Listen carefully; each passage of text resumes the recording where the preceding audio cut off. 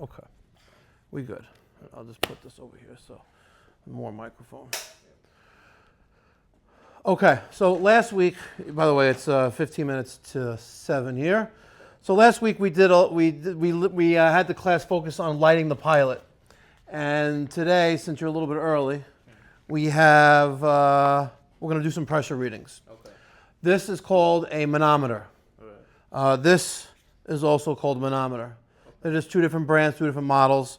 This is more compact. You can notice it has two probes on top, just like this has two probes. It's called a dual port manometer. Okay. They're the same, whatever. As you work with gas appliances and you need to check pressures across the gas valve, you'll need a manometer. It's best to have a digital manometer rather than old school like a water column manometer, where you fill up a tube with water and then you measure inches of water column. This will do it digitally for you, and it's much easier. On a lot of boilers and the heating systems that you work on, you're going to notice that we have, let's see, pressure, minimum pressure. So here's inlet gas pressure, right? And you're going to see the maximum is for natural gas is 13 inches of water column. The minimum it needs is 4 inches of water column. Okay. And the manifold pressure is 0. Okay. So now every model will be different. Let's look at this Burnham X2 boiler, for example, that in 2 weeks we're going to pipe in. Remember last week it was on the floor, and now we have it sitting on this cart, which I wish it had stops. It just rolls around freely, but we'll figure that out. So on here, the rating plate, which is what this is called, we have a gas supply of 14 inches max, minimum is 4.5, and a manifold pressure of 3.5. Now you notice between this one and that one had a 0 inches of manifold pressure. This one has 3.5 inches. Okay. Now this type of boiler, and when I say by this type, this is a cast iron boiler that sits on the floor, runs on natural gas. You have the gas valve here, and you have this little black bar called a gas manifold, and then these burner tubes. This one has 4 burner tubes. You can have some that have 20 of them. 20, okay. This is what we call, if you look at the model number, this is a 203. So that 3 represents the amount of sections this boiler has. Okay. It's a 3-section boiler. It's a small little baby boiler. It's maybe designed for a small apartment or a small cottage, or a small amount of area that supports the BTUs, which is 70,000 of input with 59 output. The output is after loss. Okay, after loss. Because you don't have 100% efficiency. If we look for the yellow sticker on here, I don't know if it's still on there. There it is. It's 84% efficient. And what that means is that every dollar of fuel that this unit burns, 84 cents is actually being used for its purpose. That means 16 cents of every dollar of gas that this thing uses goes up the chimney. Oh, the chimney, okay. Okay? So this is all natural gas. Yeah, we're not going to be talking about propane or not yet heat pumps, but everything we work on is natural gas. Okay. If you go to certain, not in New York City, not even really on Long Island, but certain parts of Long Island, you'll see like people have like propane, like water heaters or propane boilers, for their stove, whatever, because they don't have gas in the neighborhood, and they don't want to deal with oil. But for purposes of this class, it's always natural gas. Got it. Okay, and just for more worthless information, but it's good to retain stuff and learn something new every day. There's a conversion kit for almost everything. Okay. If I needed to, I could convert this to propane, LP. Oh yeah. NG, natural gas, LP, liquid propane. There's a conversion kit for everything. Like if you had like a Weber grill, it runs on propane. You could call up Weber and they'll sell you the kit to convert it to natural gas.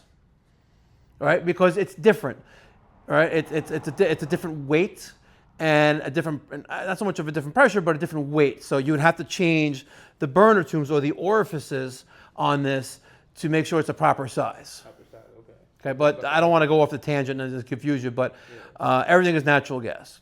Okay, so now I wanted to stress this rating of this 3.5 inches of water column because this is a boiler. All those machines you see behind us are also boilers. That is a pretend boiler, right? Because the thing doesn't follow me around anymore. This is basically a pretend boiler. I basically made a valve, right, which needs 3.5 inches of water column, and you have this. So we have 15 minutes. We're gonna play around a little bit, right? We're gonna turn this on.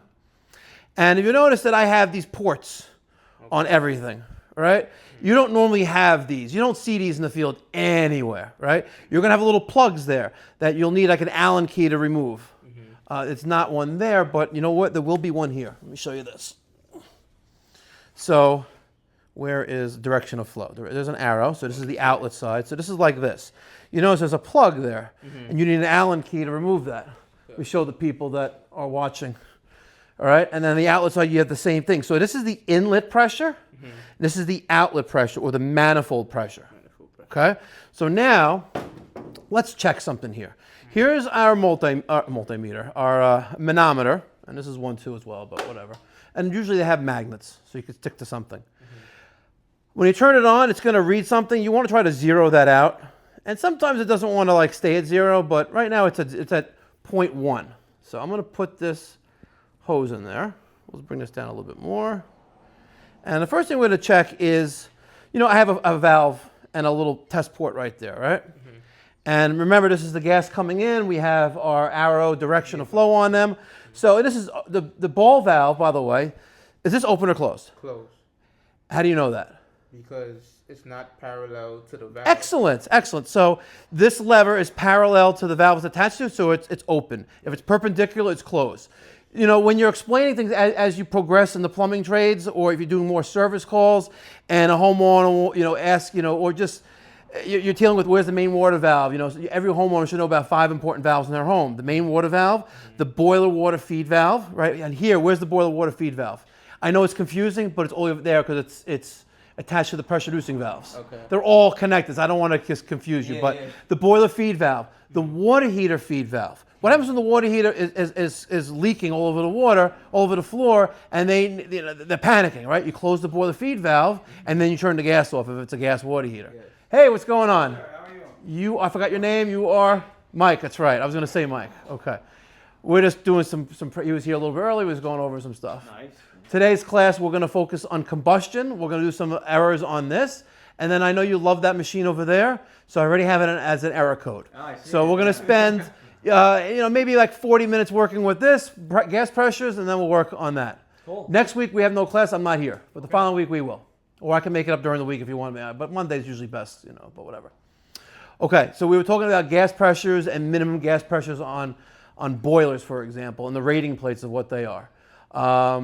You're more refrigeration, if I recall correctly. Yes. So you don't, not too much boilers. I used to do a lot of boilers, but it's been a couple of years. Okay, so on every boiler there's a rating plate.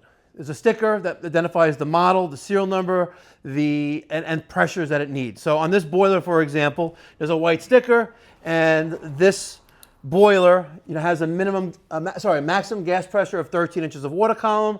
We have a minimum inlet pressure of 4, and we have a manifold pressure of 0. Now that he's here, I'm going to explain this. So we have a 0 pressure here because it's called a negative pressure gas valve.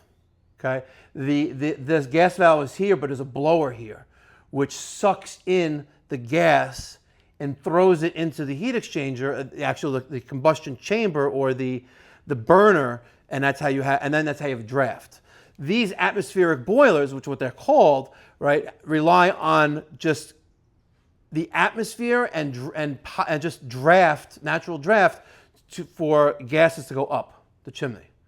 So traditionally on gas boilers that are cast iron, that are not power vented, there's no fan attached to them, and they go into a chimney, you have 3.5 inches of minimum water, 3.5 minimum inches of water column, and which we could measure with a liquid manometer, right? Or we can with a water tube or a digital manometer. And you're caught up now. Okay. Okay. We're still a little bit early, but he was here early. I figured I'd make the best of use of things. So we're about to show, and you see it's already getting crazy here. Why is it 1.2? It's whatever, because it's crazy, right? So 0, back to 0. But if I open this up, we're going to have some pressure there. We have right now 5.2 inches of water column there. Okay? That is the pressure that's in our gas piping. Now, do you think that would change if I turn on some of these boilers? What do you say? Yes. Okay. Well, Go ahead. if you had 1 inch all across here, like a big fat plenum of gas, and you were taking off little stubs, maybe not. Correct. Excellent. Good observation. Correct. So that leads up to a little side conversation, which I didn't even expect to come from the conversation, but it's crucial that gas piping, when you install it, is properly sized based on the connected load or what fixtures are on it. So let's say you're plumbing out a house, right? And I know you're just getting into the plumbing trades, but hopefully your current employee will get to this one day with you. Let's say you have gas feeding a house, brand new construction, or it's a new construction, or it's an oil to gas conversion, right? You have a boiler, you have a water heater, you have a gas cooktop or a stove, you have a gas dryer, you have a gas grill, right? All these things that run on natural gas, right? I just can't put in a little 1/2-inch pipe into the house and expect it to feed everything. Imagine running a marathon breathing through a straw, all right? And that's what happens when all these appliances will go on, it'll starve for gas. And that's why there's what we call a gas pipe sizing chart, where you take the total developed length of piping, right, that could be estimated to be in this house, and you would know because you know where the layout is, or the plans, the blueprints. And let's say you have 200 feet of piping, and you have I'm going to keep things simple, 100,000 BTU boiler, 100,000 BTU water heater, right? Forget about everything else right now, and you have 100 feet of piping, right? There's actually a chart you follow based on the incoming gas pressure. Now, to us, it's all the same, but in other parts of the country, it's different. And they have different pipe charts or sizing charts based on the specific inches of gravity coming in, or specific inches of water column coming in, right? But other parts of the country are different. So in the fuel gas code, you have pages upon pages of gas piping sizes based on the type of pipe, right? Okay. The type of fuel and the incoming pressure. Make sense? Okay. Hopefully you agree. You know, you had some experience with this. So if I were to open up somebody's boilers, that 5.25 inches of water column right now is not PSI, it's inches of water column. And I can adjust this to give us different things, but when you're dealing with gas pressure, everything is inches of water column. And it's represented as, you know, let's say 3.5. So 3.5, the inch sign, W dot C dot, water column. Now, I don't know if it shows it there, but yeah, it is. INWC, inches of water column. For heating and the HVAC world, that's all you're going to measure in. Now, we could be measuring, like, I don't want to confuse you, but like ductwork, and we can measure static pressure, that'd be different. You know, even then we can still inches of water column. But for gas, inches of water column. 5.25 inches here, right? So now, question for you. Do you think this is the same as this? I would assume no, because this is the natural gas that's coming in, and this look like it's reading for the gas valve. Correct. Do you think this is the same as this? No. What do you say? You think this reading would be the same as this reading? Yes. Okay. Now you have two different answers here. I gave you a second to think about why you say no, and then I'll ask you why you say yes. I know the answer though. You were correct by saying this is going to be a different pressure. Yeah. Okay, because this is after the actual gas valve itself, and this is the manifold pressure that we're reading here. This is just the inlet pressure, which is the same as that. All right, so if I take this off and I put this there, it's just connected to the same thing. It's just before it does anything. You just didn't know, it's fine. And that's 5.25 inches. Right? Now, if I were to fire this up, and we will in a minute, right, will this be different than this? It could be depending on how it's adjusted, but it should be different. Correct. And, oh, sorry, I said correct. Duh. Wrong. Wrong, right? Yeah. Right? So this is the inlet side of the valve. This is the outlet side of the valve, and we're going to make an adjustment to this, and you're going to see how the flame behaves in right now, actually. What's his name again? Tariq. Mike. What did I do with that little wrench that was here?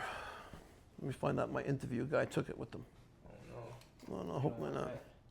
No, that sucks. Unless I put it in there. No. Huh, interesting. All right, little baby channel lock it is. Wow, I can't believe it's gone. I had a little wrench. Is it on my desk? Nope. My little thermocouple and gas tubing wrench disappeared. That really sucks.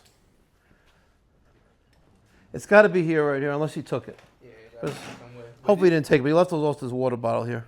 Okay, but nonetheless, let me take this out. So, because this is the one that didn't work, and that one did, I think. Or this one did. Yeah, we changed out the thermal. Yeah. So I'm going to take this out. Let's grab that one and put that one in there.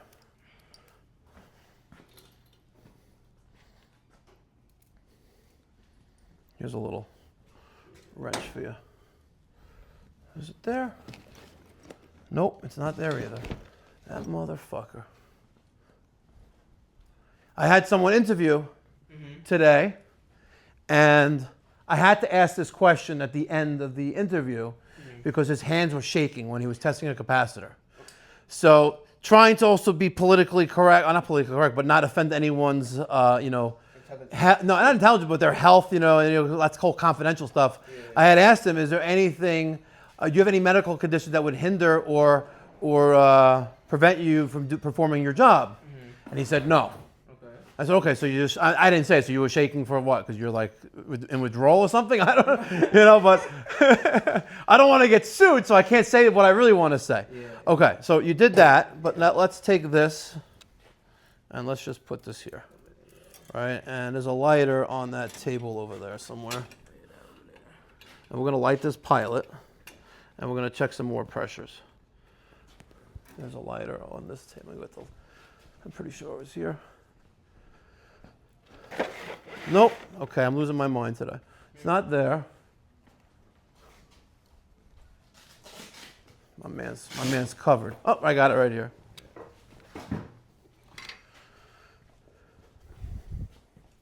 Okay, you like the pilot. You remember how to do it? Yeah, you put it on pilot mode. Yep.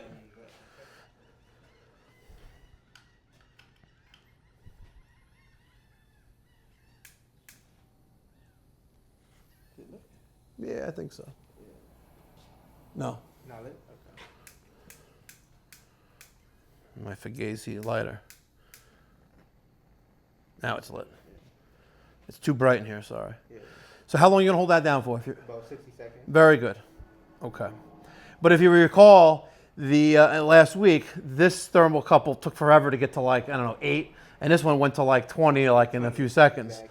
And you'll learn as you do the service calls with lighting pilots and it's only been 20 seconds. Let me let it go and see what happens, right? Yeah. After you put in a new thermocouple, not on the one you just tested or not the one you're testing to see if it's on, but all right, let it go, see what happens. Okay, the gas is on. Okay. Let's now connect our gas pressure tubing from this one. We have to close it, by the way, and then we're going to put it there. Yeah. You'll open this one after. Yeah. Yeah, it just comes right off.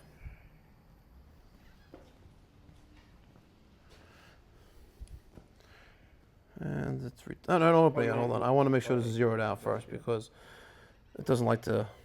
It always plays games. There you go, 0.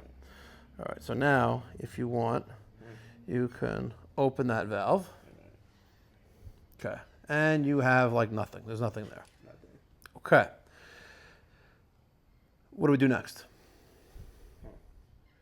Well, I'll treat for you. We're going to turn on, thermostat is on, right? It's all the way up. All the way up. And our gas valve, our damper is open, right? So I'm just going to crack that open. And if you blow on that flame, the other ones will catch. There you go. Okay. Take a look at our pressure. What do we got? 3.5. Okay. Nothing. Okay, 3.5. What do we have here? What do we have here in there? Remember? Yeah, did we 0.01? No, when we open this up, what kind of pressure do we have? Oh, here? we had 3.5. Here? In here? Did we? Mike, take over. 5.2, I think. Yeah, 5.25. Remember? Oh yeah. Okay. Yeah. 5.25. Okay. Sorry, it's a little confusing. It's okay. And I just turned the gas valve to pilot so the valve would close, but the pilot is still on though, and Yeah, my now thing it's just off now, now it just turned off. Okay, good. But if we turn it back on, we have 5.5 essentially.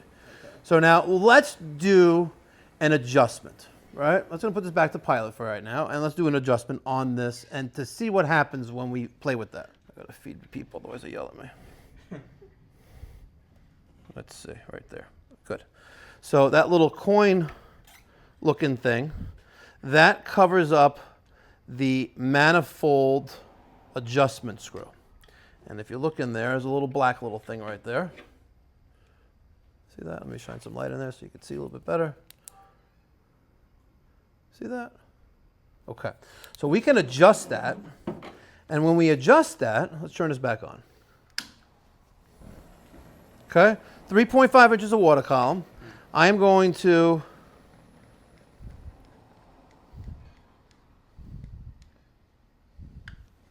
bring that to like absolutely nothing. Right? We have very little flame there. Our tips are a little now like a little different, right? And we have 0.74 inches of water column because I backed out or counterclockwise that set screw all the way out. I could probably keep going and eventually it'll probably break, but I don't want to break it though. But now remember what we needed to be at? Yeah, 3.5. What's wrong with this thing? 3.5, correct. So let's get that back in there.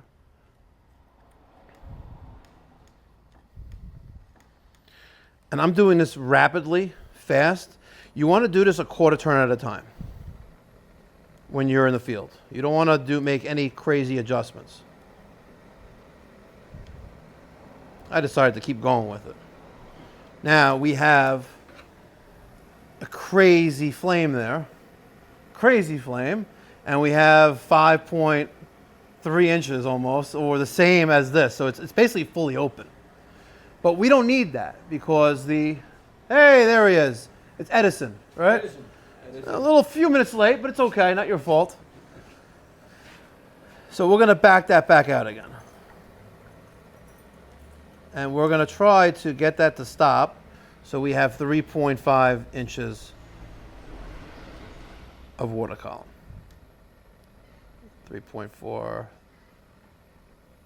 And this is not really the right screwdriver. You need like more of a flat screwdriver, but there you go. 3.52. Cool? Let me put this back over here. Okay. Yeah, because I didn't have to do anything yesterday. Come on, baby. Go that away, that away. Okay. We're good with the gas pressure? Yes. Okay. I will for next class, or maybe you should just look it up if you have any questions with gas piping. I can print it out for you out of the code book. But this is 3/4 inch gas piping. I didn't anticipate doing all this extra stuff when I put in this 3/4 here, but I have 1.25 inch feeding my 100,000 BTU heater up there, right? And I have about 45 feet of piping, and I knew that I was going to do something here. I just didn't know how many I was going to put in. But if I change that T, right, from 1.25 inch, 3/4 by 1.25 inch T there, and make that a full 1.25 inch, I still wouldn't be able to fire all these up. Shit. Yeah. 199,000 BTUs, 200,000 BTUs. This is like 130, 120. This is 90, and that's 200 something. My gas meter is only like a 400. So, it is what it is. All right, let's turn this bad boy on. Please wait. And yeah, that kind of cooled off already. I had something on here. Oh, that was errored out. Do we want to take this apart today? Yes. Yes? Yes? Yeah. Yes? Okay. Who has a 7/16 socket? Or you want me to go get it? I have no problem getting it. So this right here, that's the cover plate. Yes. Okay. Yeah, you don't have that big. Do you? Yeah?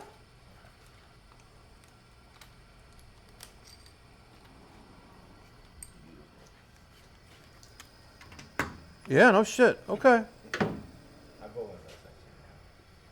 Oh yeah, they're great. Okay. I want you. Yeah, thank you. Like I lost my other thing already. All right. Right now the boiler's running. We have nice flame there. Let me grab this. I want to get a different angle so make the folks at Weil McLain happy, even though they only gave us one boiler. And right there. Up. Okay. So sight glass, we have active flame. If I pull this off, what do you think will happen? We'll lose flame, right? Even though there's still there's active flame in there, it's still going to not sense that anymore and kill flame to that. We are going to take this apart and we're going to clean the heat exchanger. We have a 7/16 tip. It's best probably not to use an impact wrench or impact driver and taking it off and taking it back on, but I don't really care. We'll use that anyway. We're going to need a sword, which I have in the truck, and we're going to.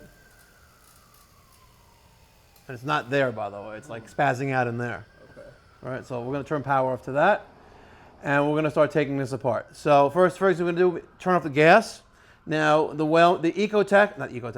Ultras have a gas valve, gas cock inside. You could turn this one off, or you can close your externally installed one, which is right there. But that's off there. We're going to have to remove all this stuff to pull this. Okay. On the gas valve, there's a Phillips screw which holds that in. That just comes out, and then that will be in the way as well. So we'll take out our flue sensor. We have power going to our draft motor, and there's another one back there. Sorry, that was communicating wire because it's a modulating speed. This is line voltage going to there. We have a ground wire there, and everything else right here, the green wire. And we have a heat exchanger temperature sensor. Let's just move this up out of the way a little bit. This one is out of the way as well. Okay. Now, I think I mentioned this last week, the temperature and pressure gauge. These looks like two wires. This is live active pressure. These are not wires. These are small, tiny capillary tubes which transmit the water pressure and reads it there. So there's pressure in here.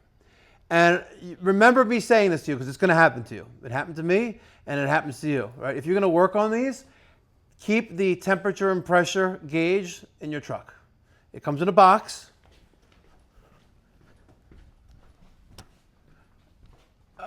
Where is it? Right here. Who's got a good catch? It comes in a nice little box, right? If you're going to work on these, have one of those in your truck. Okay? It's just this brand new. Because what will happen is you will break this off and you will panic because it's like pissing at you. The little water will be coming out of there. And Hot piss. Well, if it's hot, yeah. But it's like a very small stream and you'll be all right. You're not going to panic. You're like, fuck. But you put your finger against it like, oh, and then you burn your finger.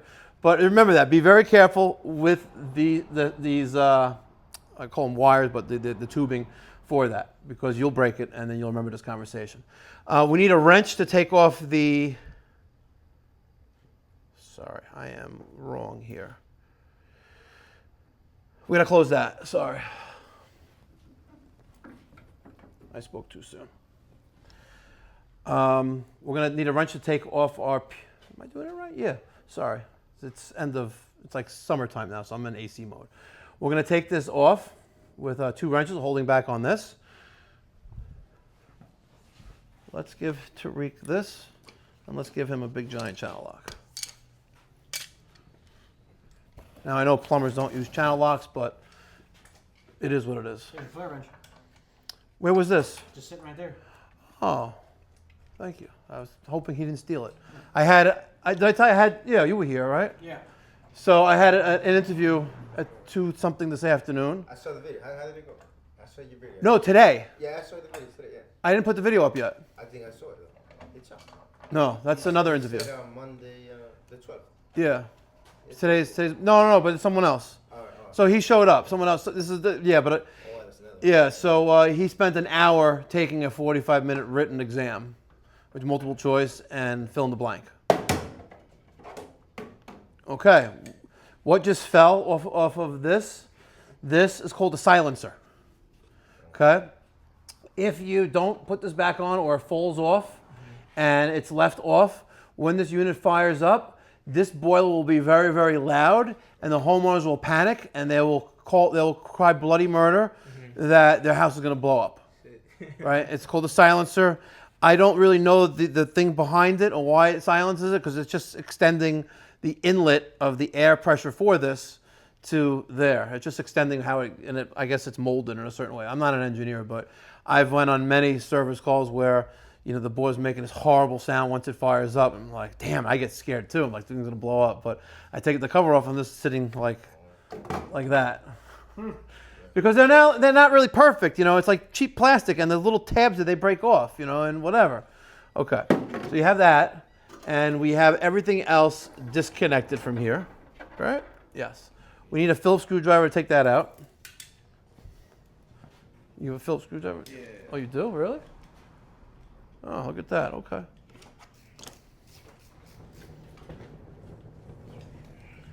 This one, right? Yep, the little ground wire, the blue wire, the green wire.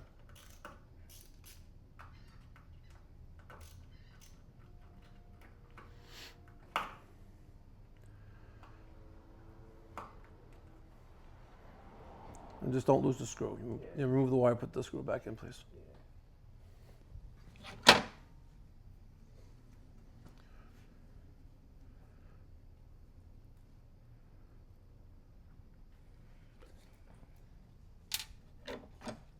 Okay. If you want, you can take the whole igniter out if you want.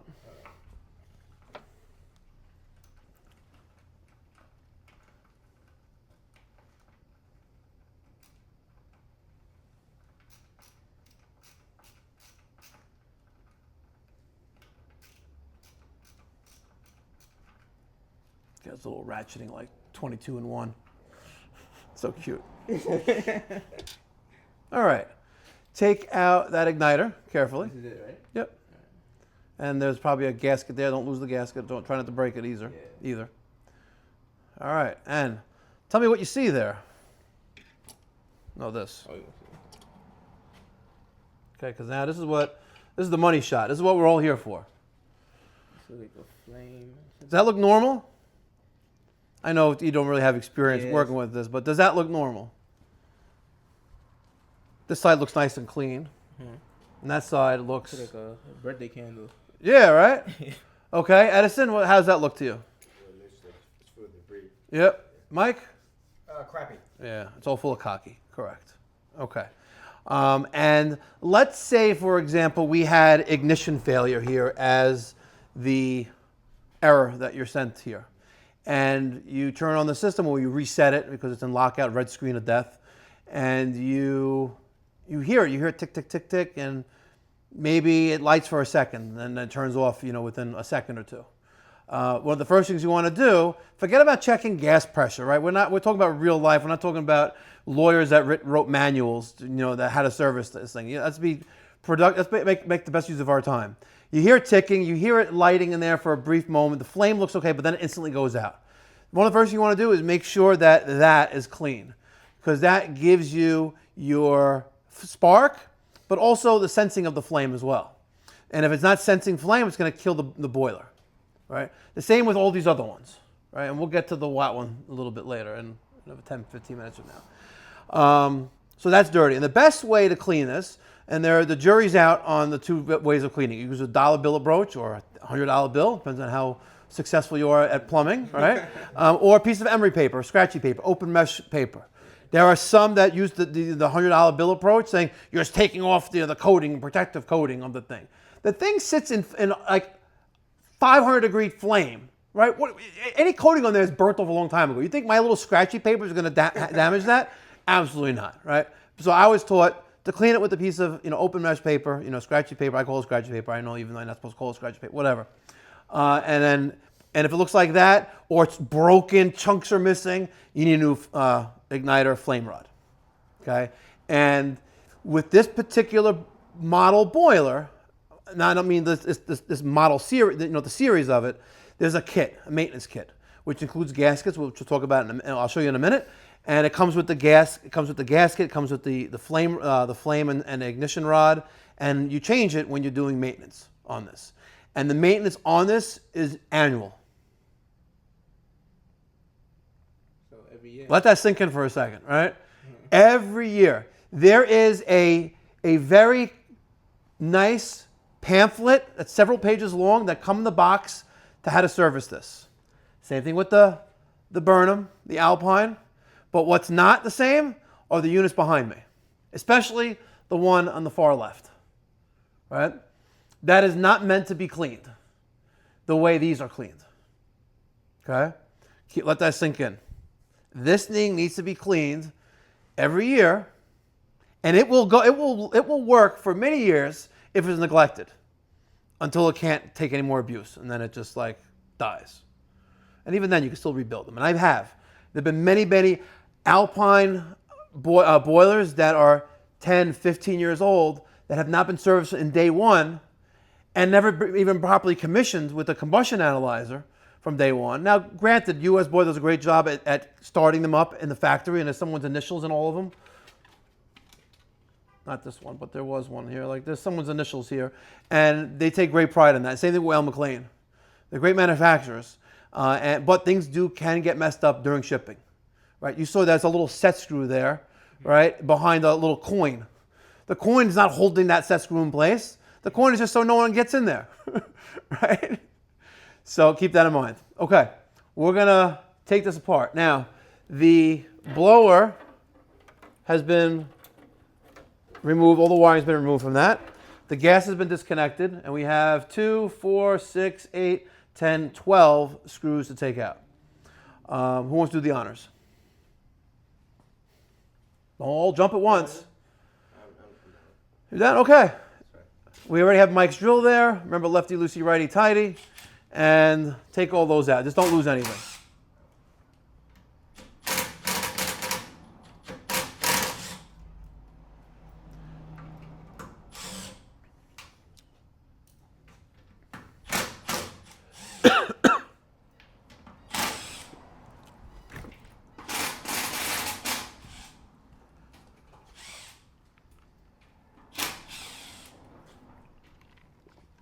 Would you like any drinks, anything? We have a fridge there. And by the way, I have stools.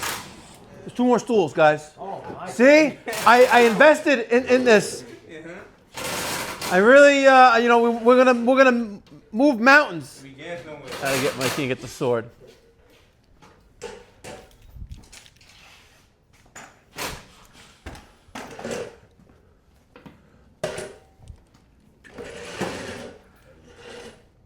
All right, now.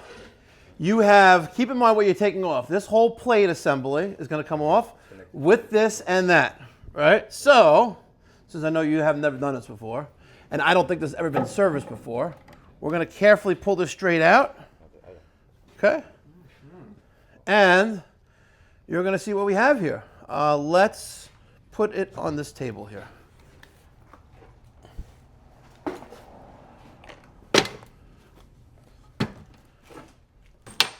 Any way you want. Yeah, perfect. Okay. Yeah, you tapped on that. That is the main burner assembly. And I don't really know why, but it's one of the most expensive parts on this boiler. All right. As far as what's expensive on this, the heat exchanger, right, which is what you see behind you, right, which is a replaceable item, believe it or not. You can order that. Especially if the unit's under warranty, they will send you a new heat exchanger, right? And you'll have fun putting it in. We've done it. It's possible. How much is it? Like, start off? That heat exchanger, I think, is about $2,000. How much is the boiler? How much is the boiler? That boiler is probably between $4,000 to $6,000 right now. I guess worth it. Yeah, it is made in the U.S. I don't know the components where they all come from, and things have recently changed, as you are aware. Like a spiral vent, not a spiral vent, but Webstone's version of that, which was $120, is now almost $400. Yeah, that's crazy stuff. I thought I saw 90% increase, but you said 400. Yeah, I saw supplyhouse.com. I just saw an 1.25 inch threaded Webstone air separator, which I used to buy for like $130, is now almost $400. Yeah, that's crazy. And they're a sponsor, by the way. And they're actually sending me components to put this together, and we're going to use a hydraulic separator. Even though this is a little baby boiler, the point is, like, why a hydraulic separator is beneficial to a hydronic system. Okay, and honestly, I've never put one in, but there's benefits based on the size of the home and based on the size of the system. Cool. Yeah. I have a question. Yes. I was told don't use, I guess, black piping in high efficiency boilers.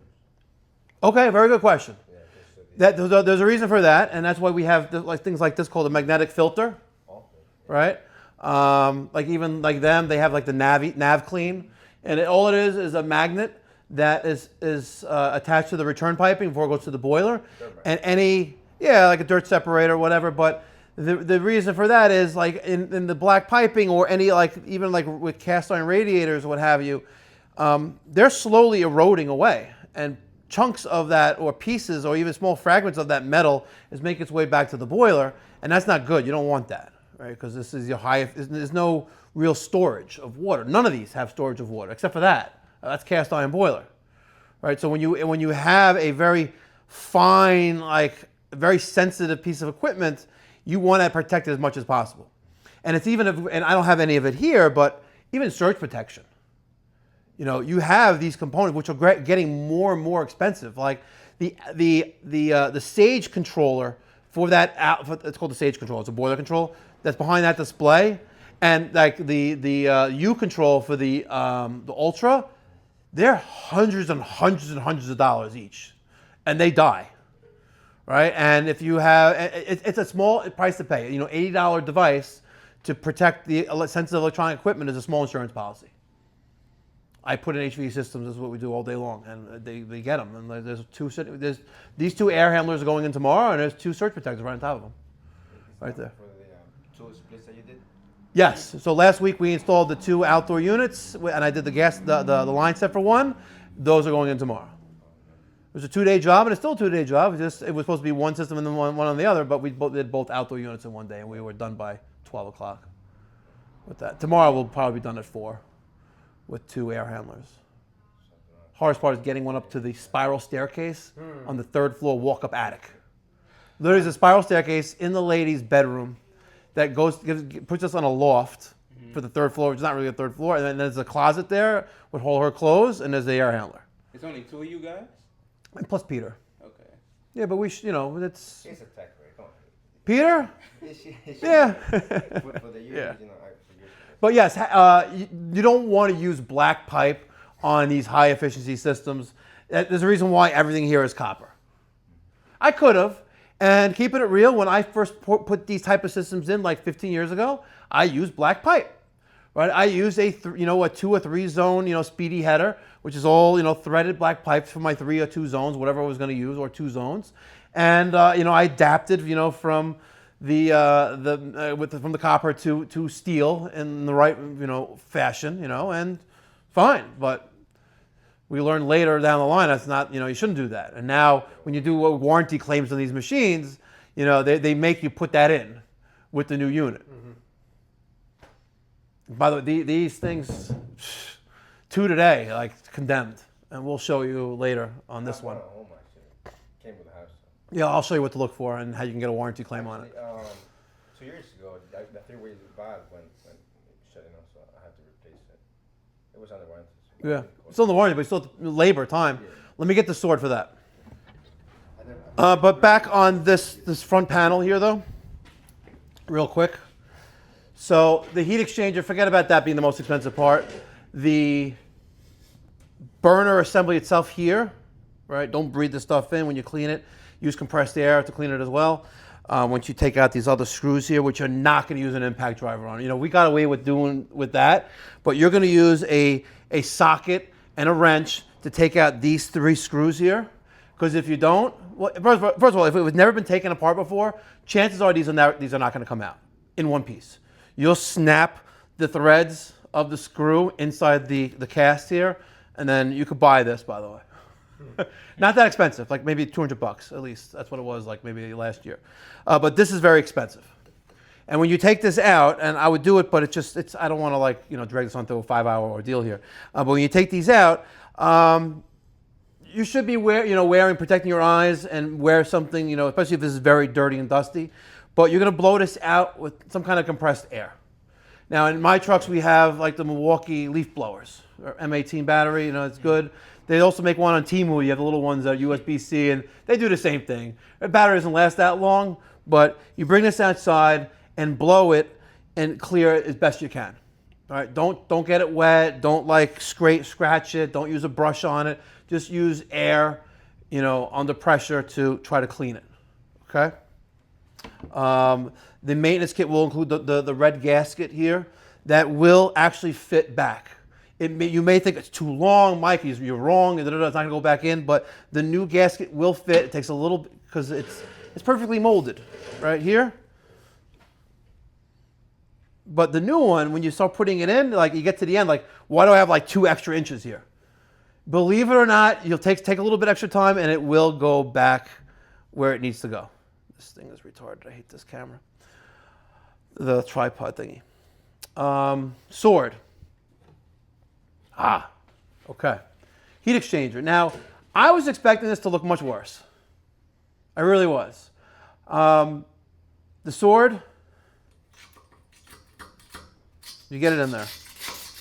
And if it doesn't want to go freely, that means there's something in there blocking it, like dirt. And this is why I should have got a wood table here. And just go back and forth forever. Try to give that a shot. This is much, I'm going to try to hold this back a little bit. This is much harder or not as easy as scrubbing a cast iron boiler with, you know, like the soot brushes. And then, you know, you're wearing, you know, the masks and the outfits, and you have the soot vac. Yeah, they're somewhere there. Yeah. No man. Man, you gotta go all the way through? Yeah. Yeah. But I just wanted you to just see how it's done. Yeah. You guys want to give it a try? Yes. Here. Just remember that the table's wobbly because I didn't plan ahead, but I want you to be able to feel like what's in there. There's like little barnacles growing on this stuff. And this could take you an hour. Okay? And when you're done, this was very clean. I don't think we took this one apart. But when you're done, you may see a pile of shit at the bottom of this heat exchanger. And you may see a pile of shit before you even get started.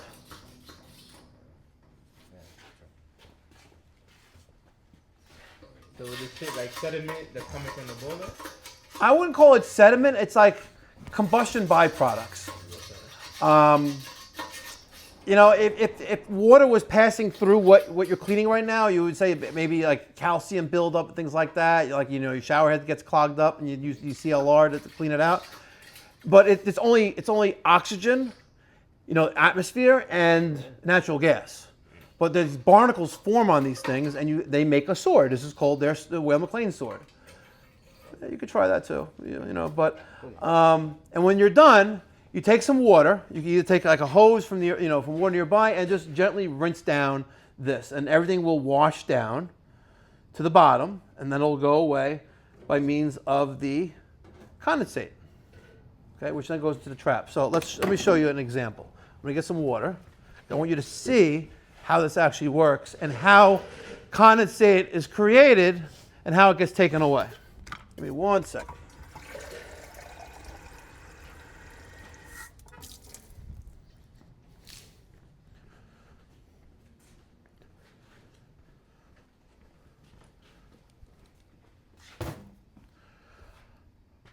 So remember, we have the burner where my hand is and fist is, right, normally, okay?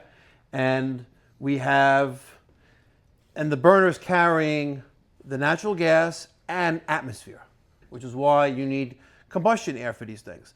If this is in a closet and it only has one pipe being used, you know, you're going to have run into combustion issues, and this may be very, very dirty. I'm surprised this thing was as clean as it is, but the install had 2 pipes. So at least it was getting good fresh air, and I don't really know the history of it. I was just sent there to replace it for another plumbing contractor that I do business with. He has, lack of better words, no patience for this.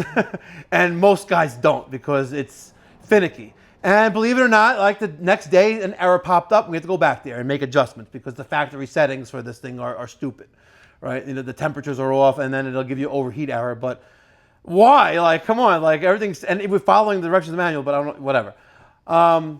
So if you remember, a byproduct of combustion is condensate, right? Especially at low temperatures. When you're below like 145, 140 degrees, a byproduct of that exhaust is condensate, which when you see it on a cold winter day, the white smoke coming out of the side of someone's house or top of a chimney, when they have a condensing boiler like this. But that's vapor of acidic condensate or acidic water. Now this is water in this cup, but I'm going to pour some in here to show you what happens after, during combustion process, but also when you're done scrubbing this thing with the sword, you want to rinse this down with water. Now I wouldn't suggest using a cup, maybe a spray bottle, or you could even use a hose hooked up to the bottom of the water heater. Just run it first. Make sure you don't put all that crap at the bottom of the water heater into this unit, right? Don't do that, because you'll have, that's all that nasty, nasty stuff, right? And broken anode rod and calcium and all that crap. So we're going to dump this in there and we'll see what happens, but I knew that was going to happen a little bit, but. Now if we look at the bottom, we have water, forget about that dripping, but water is dripping down the heat exchanger into the bottom of the cast and then going into this tube, which then, a little splinter there, yeah. Wow, oh, metal splinter got me. Yeah, right there. Wow. And it goes into there. So when you're servicing this, and there's the manual that comes with the maintenance kit, you take out this trap, which is what it is, right? And you make sure that's clean. We'll pour some more water down there.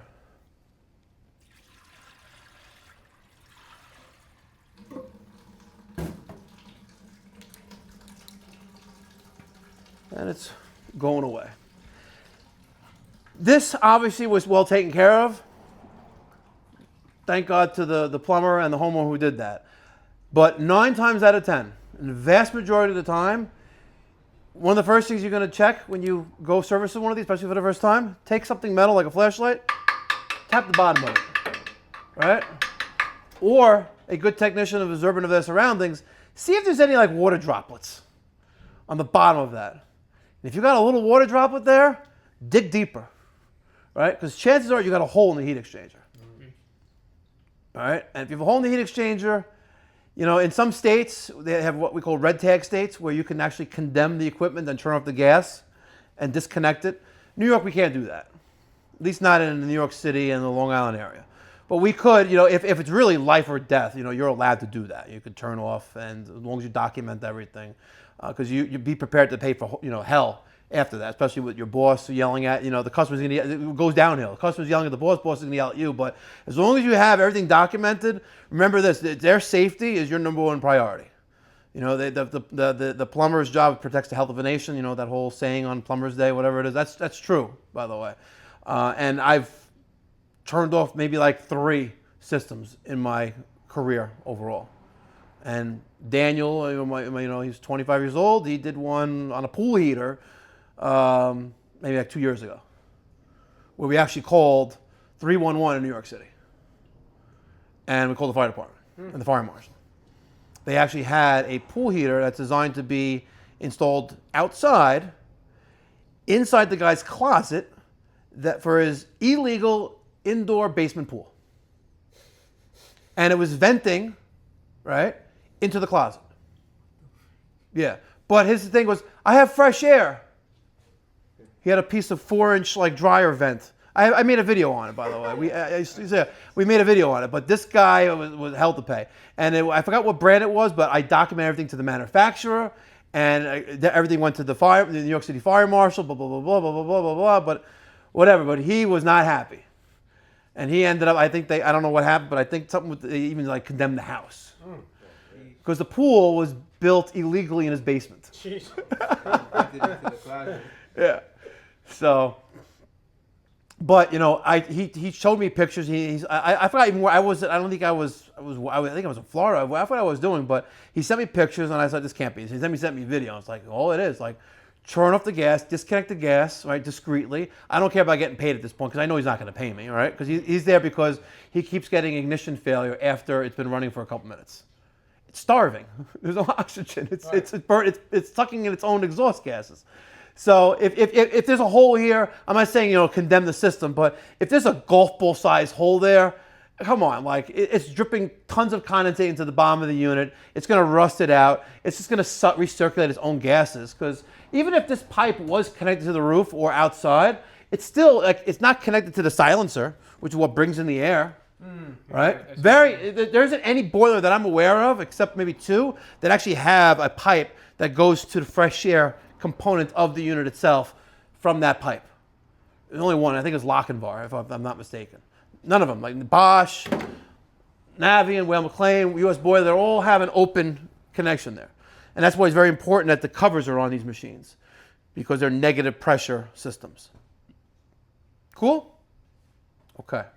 We should put this back together? Sure. Okay. Unless you want to go, I would rather not use the kit, but going over all the steps, I think we covered all the bases. Because it will come with, yes? I was going to change the blower. You just take those nuts off and it separates from the... Yes. Okay. And then, yeah, the blower and then the gas valve would be separate. Okay. And it would come with gaskets. And in most parts, screws as well. Out of all these machines that here, you'll replace blowers on the Alpine and the Navien. But not even using Navien, use a control board. And we'll get to that with that, but always check voltages. So let's say, regardless of what brand it is, like this wire here, and it says blower power on it. There's a little sticker on there. You'll check with your voltmeter, and we could check this actually. We could, yeah. Regular voltmeter. We're going to set it to read. There's no magnet on it, whatever. We'll set it to read volts AC. And even though nothing is connected here, I'm not really worried because the gas is off and nothing's going to blow up because there's no gas. We'll put that in there. And all the sensors are connected. That's that. Yeah, so we could turn this on. And immediately, 120 volts. Immediately. That is the first thing on any of these boilers that comes on. It's going to purge out any gas that's inside the system, the heat exchanger. So the blow always comes on. And there are pressure switches on the system and sensors that will know if that blower is on because of the pressure that it would create. Okay? All right. You took it apart. You guys figure out who's going to put it back together. Oh, all right. You want to put it back together? Yes, I do. Yeah. Oh, well, no, that's another thing, though. So the maintenance kit, it comes with this, like, meshy-looking thing, the gasket, and it comes with the screws you need, especially these screws here. Now, this is not a 5/16. I forgot what size this is. If you have, actually, you have your little thing. Let's see if we can figure out what size that is exactly, because I want to make note of that. You have your little Klein 1,000,001. So that's 5/16. That's going to be a quarter. Let's see. This is 11/32. Nope. Maybe a quarter. And then the other one's on there. Yeah, it's not going to be that either. That's too big. Because I always wanted to. It's not that either, and it's not the quarter either. No, it's not. It's between like the 5/16 and the quarter inch. It's like Dakin.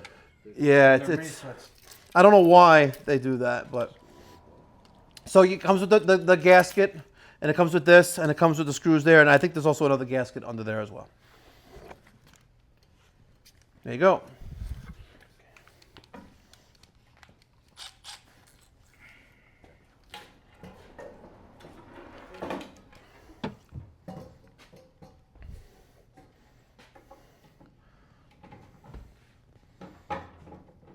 Now, in the maintenance guide that comes with the maintenance kit, there is a proper sequence, like a car tire.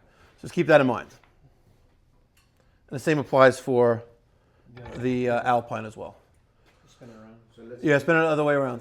So this is for a tune-up. Let's say you change the gas. On a tune-up would be a maintenance as well. Yes. So on a tune-up, you're gonna have the kit, which you could buy online, your local distributor. You make sure you have it in advance. You know, if a customer is asking, hey, I was Weil McLain, I want you to service it. Ask them what model it is. You know, if they say I don't know, then you got to go out there. Just whatever your company procedures are. When we're onboarding a new customer, Peter, he's the first person that the customers experience when they're dealing with us.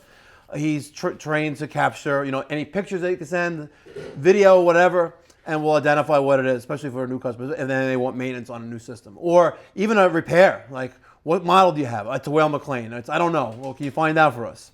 Because we would like, I like to have as much information as possible before going out there, because that's the best use of our time, which we charge for. Sure, absolutely. I remember when I did the blower on this, they were asking for the number over here. The CP number? CP number, yes. Yeah.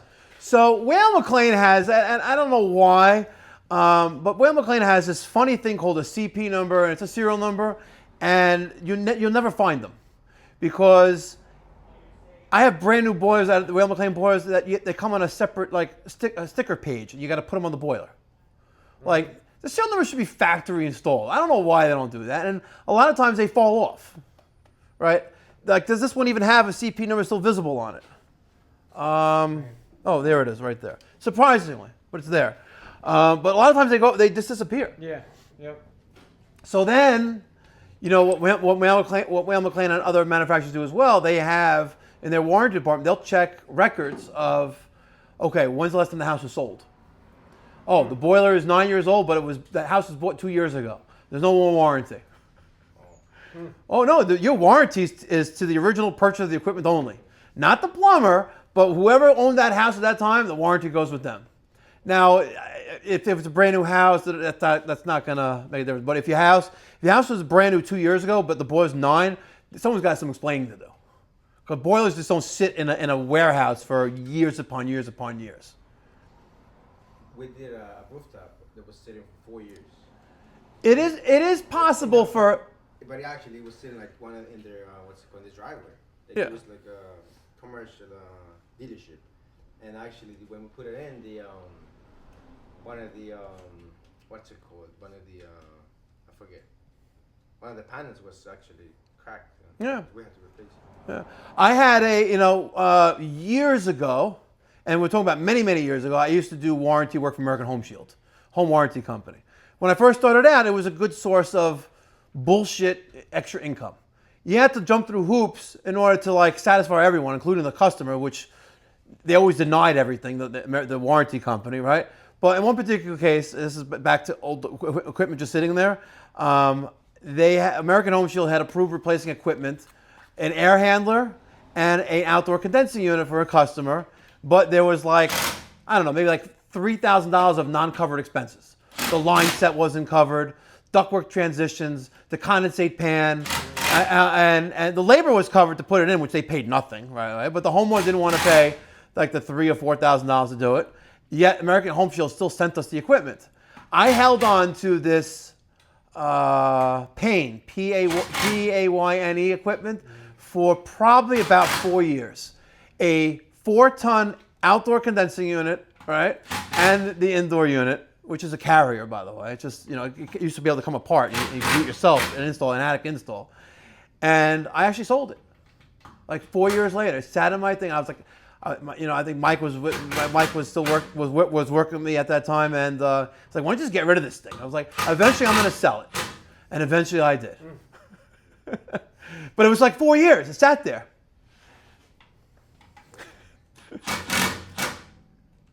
Good stuff. Cool. Snug? Yeah, no. Very good. You want to take a gander at putting all this shit back together? Jeez. Don't be scared. Now I'm excited. Don't be scared.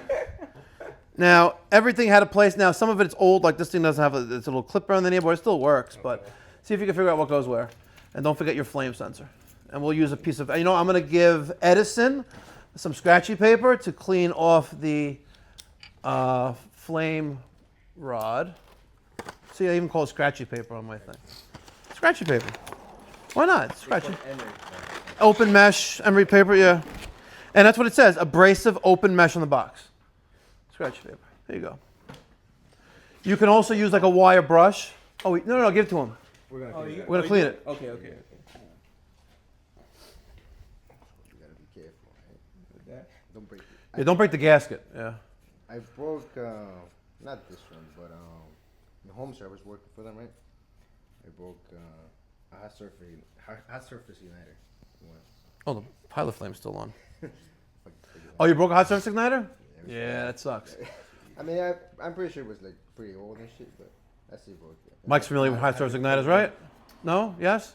Am I impressed with them? No, you're experienced with them, yes? Yeah. Okay. Yeah. You know about ohms and stuff like that? Okay, very good. So we for lighting the flame or lighting the fuel, there's a few different types of means. We've only basically went over standing pilot. There's also intermittent pilot, where you have a spark that's created by a box. And I was actually going to build one here, but maybe by next winter we'll have that here, where you have a control box or an ignition module box tells a flame, a spark like that, looks identical to that. It's just different. You broke it. See, I knew someone was going to break it. It's fine. It is what it is. It's all good. Try to, he'll put it back in pieces. Doesn't really matter. It's not like it's in someone's home. So you have standing pilot, intermittent pilot, and then you have hot surface ignition, which I don't know if you like an electric stove. You turn on the electric and the thing heats up. It turns cherry red. Okay. Similar principle to that, where you have 110 volts in most cases, heating a rod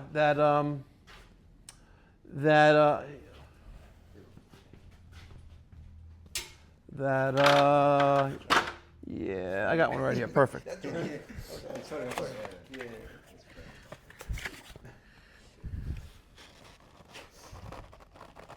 That's very stubborn to get out of there. So you have 110 volts feeding this, right? And this gets cherry red. And then the flame goes across it and it lights it. Okay, and then you can test this with a multimeter to see if it has the proper resistance in it. Now it's going to break when I put it back in, you'll see. Hopefully not. Okay.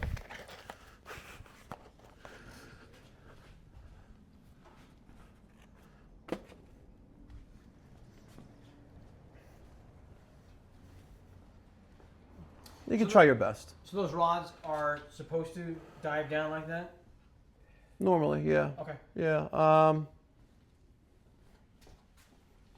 show you. New one.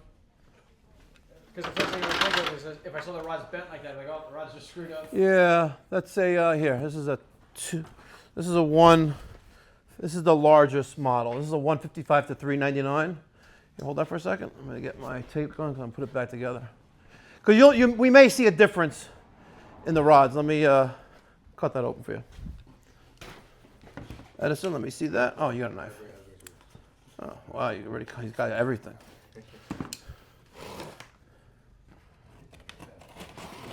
Yeah, it's all good. You know what? I will, whatever. It's fine. Don't worry about the gasket. But I want to show you guys don't put it in yet. So, here is a big difference, actually. Oh, yeah. So, let's get yours. Wow. God damn. All right. That looks like she curved for her pleasure, huh? Damn. Woo. Yeah, you can put that back in. So, so this is, I guess, the reason why they come with flame rods. But it's in the kit. And also it's in the kit, good thing I opened this, is this little doodad. Here, feel free to play with it. Sentinel Yeah. X100. And by the way, the gaskets for your gas, right, there as well. And you have the gasket. They've gotten very good with this. It used to be like just thrown around in a plastic bag, but now it's in a hard plastic case because they know these break, right? Even the sight glass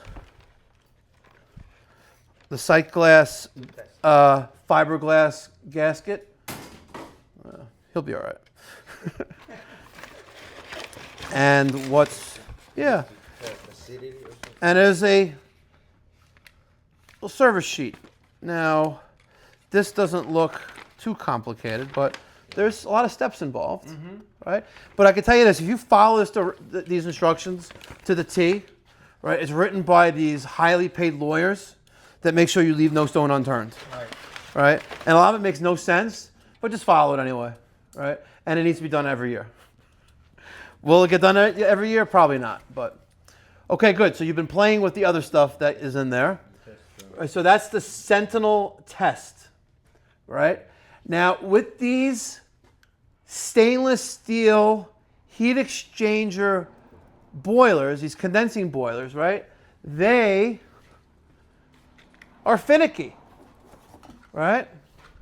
So they make these things called inhibitors, system inhibitors, okay? And that little box that you just play with, these little tablets with a little test kit in there, right, is so you could take some of the boiler water and test to see how it reacts with those tablets. And if it fails, you need to add this, right? You need to do it. Because if you don't, you will accelerate the wear and tear of this, and there'll be a reason why there's a hole at the bottom of the heat exchanger. How many people do it? I never. You know, for me, fortunately, no one does it. Yeah, no one does. That's why when we service these machines, there's no such thing as, you know, we're there for 2 hours and the bill is, let's say, $225 times 2, right? The bill is well into four figures. Yeah, just to do the math real quick. Because every little thing adds up. I don't put this in for free. What do you think this thing costs on Amazon or on supplyhouse.com? That's what it costs supplyhouse.com. It costs a lot more on my truck. The same way the auto mechanic, you know, sells you the alternator, which costs him $80 for $800.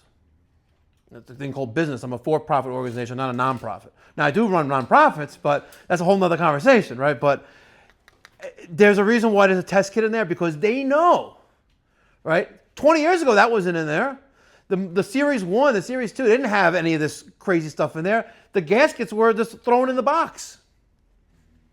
But they got feedback from the contractors over the years, and that's why there's the XL 100 test kits in there. That's why the gaskets are there. That's why the flame rod's in there. That's why all this stuff is in there. And that's why that kit is $100+. And I have a case of this stuff that we go through every year. Case. And they make different type of chemical, especially by Sentinel, that does different things. You can have a clogged system. It happens. It happens. There's really no way coming back from that, by the way. Clogged system with just, imagine you saw the barnacles there, or you felt the barnacles there. Imagine that on the inside of water tubing. I've had customers that had it happen to them, and well, not steam. This is all hot water. What happened? You lost some, didn't you? That black piece. What little black piece? It was a black piece that went on. Oh, the screw? Yeah. Did you put it here somewhere? Yeah, I have the screw, but I know it had a black piece to it. Oh, don't worry about it. Wash. Yeah. Okay. You know how steam boilers get clogged up? Could you use something like that? What do you mean they get clogged up? Tell me about how steam boilers get clogged up. Like, you know, what's it called? What return? Yeah. Yeah? You're guessing. Yeah, Wet returns, the condensate returns get clogged, yes, on steam heating systems because you... like Go ahead, sorry. Would that help? Like this? No. No. That is strictly for high efficiency systems with stainless steel heat exchangers. These type of, there's no water volume on these systems, there's none. With a clogged wet return is multiple reasons. A, age. B, the wet return hasn't been insulated in forever, right? And it needs to be insulated, believe it or not. And we can talk about that, not today, because it's way off the tangent. But I'm very familiar with steam. But condensate, wet condensate returns need to be insulated. That water's hot, right? And believe it or not, the chemical composition of water changes in that wet return. And then it affects the performance of the boiler and the just the makeup water of the boiler, and it gets very messy. But when you have banging sounds in a steam system, that's water where it shouldn't be, and steam violently exploding that water once it's traveling at 40, 45 miles an hour, and it reaches that water, and it bangs like someone took a sledgehammer or a pipe wrench to that pipe, bow, over and over and over and over again. And eventually you'll shock the system and something will break free, but that could be years down the line. But no, that's only used for these type of systems. Question? No? Okay. What's the matter? Yeah, you'll figure it out. It goes on there. I know this goes on here. I'm looking at this part here. This. What part there? That? Yeah. Oh, Lower. yeah, say so. This goes here. Yeah, so like Okay. something like that and whatever. You'll figure it out. Alright. Don't worry. It's not going to be, it's not heating someone's house. I'm curious now to hear what it sounds like without that. Yeah. muffler. Okay, leave it off. You got the- Yeah, I wanna. Yeah. Well, if he eventually puts it all back together, Yeah, you know. I'm curious. Yeah. Leave it off to the side. Watch, we won't do it this time, but yeah, we can do it. And we got to put the cover on too.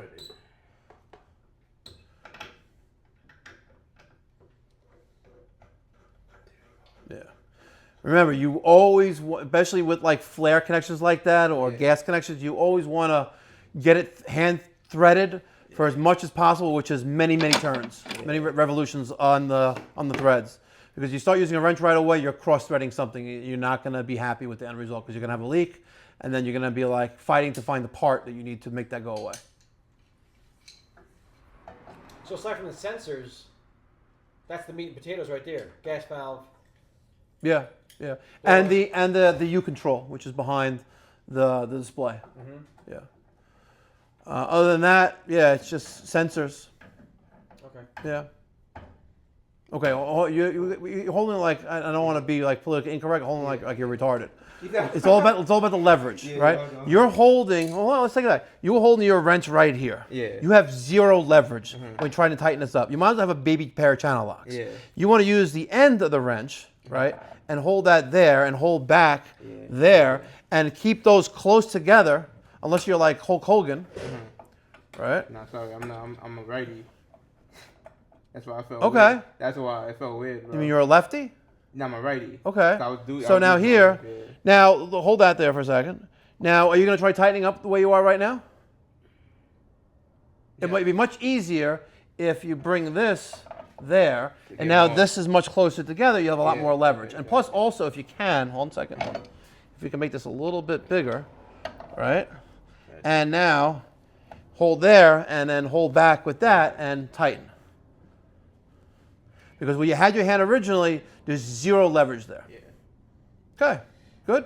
So you were saying when you check the system with a manometer, you'll have zero Manifold pressure, yeah, Zero. yeah. That's what it's rated for, because it's a negative pressure gas valve. Negative pressure gas. Okay, hook up all the wiring. I'll help you. Yeah. Okay. I know this way. One goes here. On this one, it has a negative. Yeah. Negative. So here, this is marked blower. Low. All right, blower, that one in the front there. Yeah, 3.5. This I don't know. this is also blower. This goes in the back there. Plug that into there. The only thing I see is the inducer motor picks up the gas, shoots it in like it's like a powered carburetor. Correct. Yeah. Yeah. Weird. This is exhaust, which went somewhere there, right there. Put that in there. In this one, it mixes air after it spits out of the orifice. This is Yeah. mixing it So inside. all of these, Interesting. anytime you have powered anything, whether it's a water heater or it's well, probably not a water heater, but it's a furnace with a power vented furnace or any of these high efficiency systems or power vented gas boiler, they're all powered exhaust systems, right? And especially these are all sealed combustion. You're going to have negative pressure. These gas valves are negative pressure gas valves. I guess just push in. Yeah, you'll shove it in there. You gotta like maybe gotta lick it before you stick it, but you'll be all right. With a furnace with an inducer motor, we're talking about different. Well, that's but a furnace that's different. Right. But because you're relying on incoming gas pressure, the proper incoming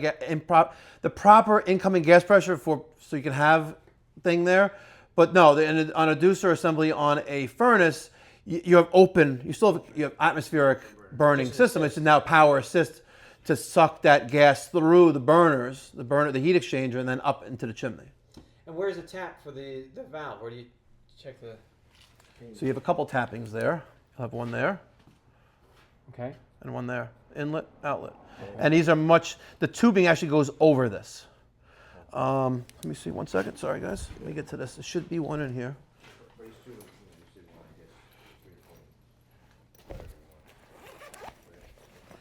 Yeah, it's in here. Perfect. Okay.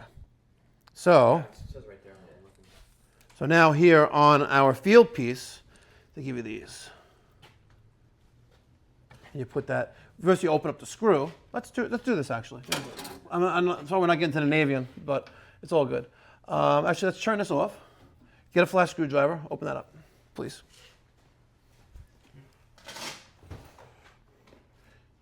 Inlet, outlet. That gas is off, so we'll open this up. And you just gotta no one's ever done it before. There you go. Loosen up a few turns. Perfect. Hold. Do one at a time. Okay, good, plenty. Now put your tubing over it. There you go. Get your manometer, hook that up to that, zero it out, blah, blah, blah, blah.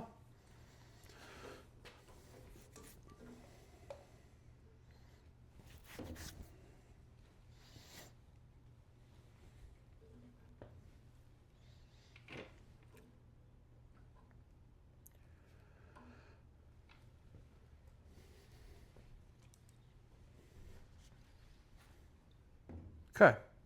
Now, you have nothing right now, right? Nothing. Open that valve. What do you got? 6.3. Wow, 6.3. And what do we have here? 5.25. 5.25. What do you think changed between then and now, besides the time of day? You think our gas pressure fluctuated that much because it's an hour later? Business is shut down. That's possible. But now we have 6.3 inches. I'm curious to see what we have here. We had 5.25. I'm curious now. Yeah. Yeah. Or you just use that 2 bits in your hand that you took off from here. Where did it go? There it is. Yeah. Let me just, so 6.3. Take that off. Hope the folks at Weil McLain love today's content. It's hard enough getting a display from them. But they did send me the Ecotech, so. All right. Good. Now, open up that valve. There's 2 valves that are closed, believe it or not. Not that one. That one. And yeah, look at that. Wow, and it's 10 after 8, but an hour and a half ago almost, that was 5.25 inches. Fascinating. Okay. Everybody went home for the day. Yeah. Or maybe something's just not on, in the neighborhood. We're also, there's a huge, nursing home next to us. The building next to us here doesn't have, it's oil heat, but maybe there's people cooking with, I have no idea. Okay, so our inlet pressure, we had 6 point something inches, right? We could check the outlet side. And we'll fire it up without the silencer in place. Just gotta you tighten up the screw. And then loosen up the other one. And then hook up the tubing to that, and we'll turn it on. Yeah, don't break your tool though. If it's not gonna go, it's not gonna go. It's old. Oh yeah, you got it. Look at that. A little elbow grease right there.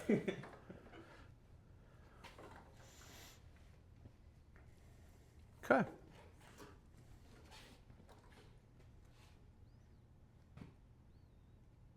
Sorry, no Navian today.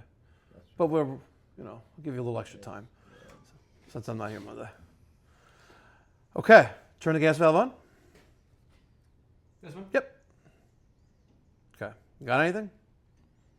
No, because you gotta. Yeah, smart. Good answer. Perfect. Oh yes.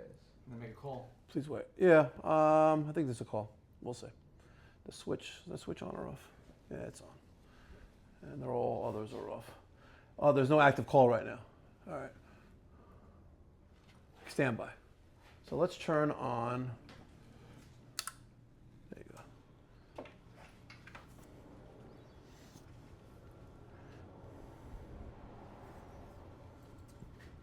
Pre-purge.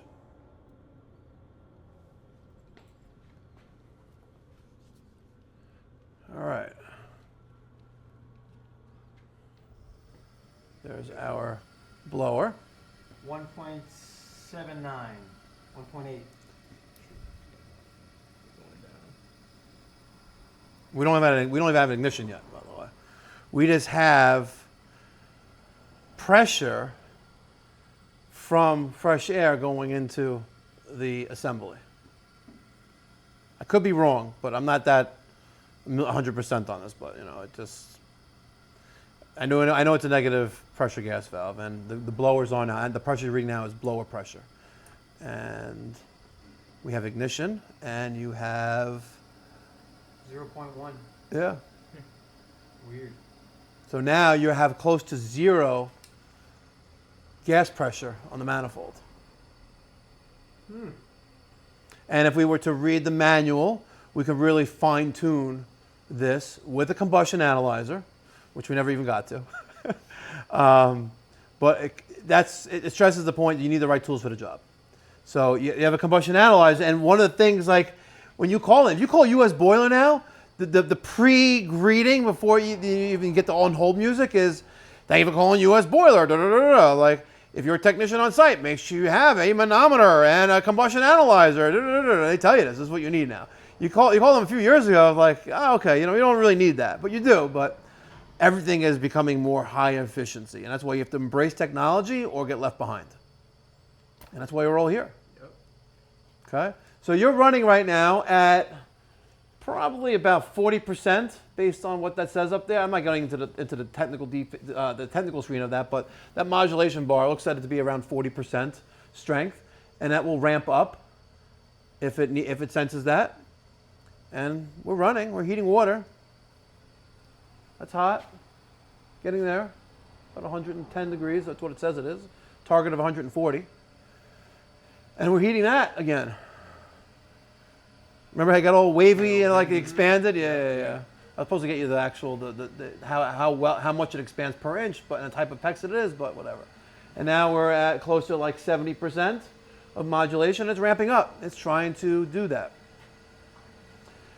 Now, one of the questions you guys asked last week is like, why are all these primary piping here? Yeah. And that's so you maintain boiler temperature. I think we spoke about it, but I didn't go too much into it. We maintain boiler temperature because there's really no water volume inside these machines. There's some, right, but there's not a lot compared to like a cast iron boiler. We have gallons of water. This, not even like a half a gallon, maybe. Maybe this one does. Maybe a gallon on this because a large board, 230,000 BTUs. But this one's 90,000. 80,000 BTUs, there's no water in there whatsoever. Maybe like a couple milk things like from school, right? So you need the extra water volume there, but also so you don't shock the boiler, and it maintains more of a constant temperature. Especially on condensing boilers, you want to have proper temperature. And on cast iron boilers, if you bring back, you don't see too many, but we're going to build it on that one. You don't see too many primary loops on cast iron boilers, but it's always a good idea to do it. And it's recommended, but no one really does it. You don't have to do it, but it's recommended. But if you don't shock if you keep the return temperature of the boiler at the right temperature, below and not below 140 degrees, it will never condense on itself, and it won't damage the heat exchanger because the condensation is in that exhaust gases. And then below 140, you'll have liquid condensate, which is acidic, and it'll eat the boiler. And it went back down again. And we have anything dripping out of there? Yeah. Yes. You have a steady drip of water coming out of that condensate, which we should treat because that's acidic. Now, not counting what water I dump down there, but when this is running, that water is not water. It's very acidic, and it will eat brass. It will eat metal piping, the cast iron going out to the city street. It will fuck up the water treatment plants in large scale, and there's a reason why it needs to be treated for proper disposal, and there's code for it as well. And there's some condensate things up there, and I can get you information on that. But and that media that's in these, and I don't have it here, unfortunately. I didn't get that far yet. And the media or the rocks or the stuff, the minerals that are inside these neutralizers need to be changed on an annual basis at a minimum. And because if you don't change it, then that water or that condensate will be acidic, and then it will do damage, to the homeowner's piping or the property owner's piping, drainage piping. If it's dumping into a hole in the ground, okay, it's not right, and an inspector will frown upon that and will probably fail you, but it needs to be treated, and it can't be pumped outside either, not where we live, because if you put it to a condensate pump and you discharge it outside, what happens when it's 10 degrees outside, and that as it's going out it freezes, and now you have clogged condensate, and it trips the boiler, and now you have no heat. So it's annoying. So another thing to take in consideration when you're installing one of these, or selling one of these, and installing it, where am I going to get rid of condensate? Same thing with tankless water heaters, the condensing tankless water heaters. You're taking out a 50 or 40 gallon water heater, they're putting in a tankless endless hot water. If it's a condensing model, it's not using the chimney, right? It's the terracotta or stainless steel lined chimney. It's venting outside. Where am I going to get rid of the condensate? Hopefully if there's a laundry sink nearby, great. If there isn't, now you got to run tubing to pump it away somewhere. Don't neglect that. Keep that in mind. Never pump it outside. And you shouldn't pump it outside. Yeah. I've done it many times, only because the homeowner didn't want to pay for it, and I knew that I wouldn't have any problem with an inspector because there's no permits or there's no inspection, whatever. What about if you have a floor drain within the basement? That's fine, perfect. Yeah, if it's nearby in the boiler room, even better, because you could just pipe some PVC pipe to it. Make sure the piping is properly supported and secured. No one's going to trip over it, but yeah, floor drains in boiler rooms, perfect, awesome. I see it a lot of times with in restaurants where we have 125 gallon condensing water heaters, tank water heaters, right? And there's a floor drain there, and you change the condensate media and drain into the drain. It's fine. Cool. Cool. All right. Anything? I know we didn't get to this. But we can if you have some time, a little bit of time. So love to. Yes. So we have E109 on this Navian boiler. Did it follow me? No, it's not following me. And we'll end the video right there.